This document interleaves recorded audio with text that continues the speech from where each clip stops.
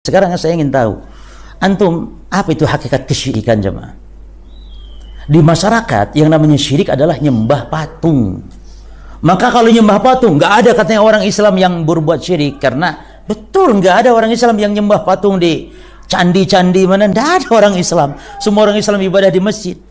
Dan syirik itu bukan nyembah patung para jemaah. Syirik itu adalah beribadah kepada Allah dan juga kepada selain Allah dari makhluk, entah itu nabi, malaikat.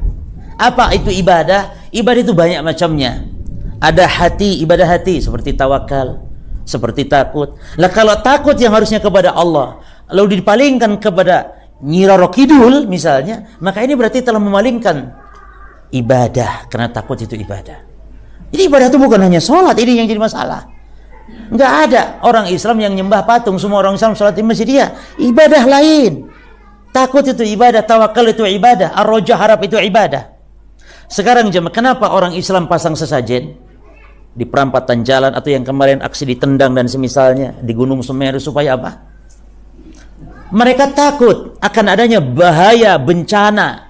Kenapa orang Islam nyembelih sapi atau nyembelih kepala sapi dirarung di lautan? Karena takut adanya bencana dan berharap ikan menjadi banyak dan penguasa ini menjadi ridho dan senang. Siapa penguasa yang dimaksud oleh mereka? Jin, Nyi Roro Kidul atau entah Nyi Roro yang lain, Nyi Roro Kaler, ya, Kidul, Ngaler, Ngulon. Anehnya cuma Kidul aja. Apa enggak ada Nyi Roro Kaler? Enggak ada zaman. Siapa penguasa Laut Kidul, Laut Selatan? Allah Subhanahu wa taala. Makanya kita ibadah kepada Allah itu juga karena kita takut jemaah. Takut Allah datangkan bala, takut Allah datangkan bencana, maka kita sujud kepada Allah. Kenapa kita kurban, menyembelih kurban, dialirkan darah hewan? Karena kita takut kepada Allah. Maka dasar ibadah kita nanti di poin ini ada. Dasar ibadah, rukun ibadah 3, takut, harap, dan cinta. Kalau ibadah takut saja jemaah, enggak dibarengi cinta, bukan ibadah. Contohnya ada rakyat yang takut sama penguasa, itu bukan ibadah. Takut seperti itu bukan ibadah. Tapi takut yang jenis ibadah, yang takut dibarengi dengan pengagungan, plus takut dibarengi harapan, takut dibarengi rasa kecintaan kepada Allah. Maka kita kepada Allah itu kan bukan hanya takut jemaah, tapi juga cinta kepada Allah. Dan bukan hanya cinta kita kepada Allah, tapi juga berharap kepada Allah. Demikian kita dalam ibadah. Jangan takut saja, itu ibadahnya orang-orang Khawarij.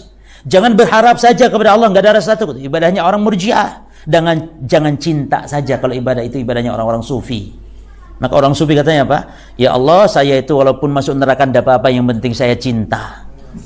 Kok bisa masuk neraka?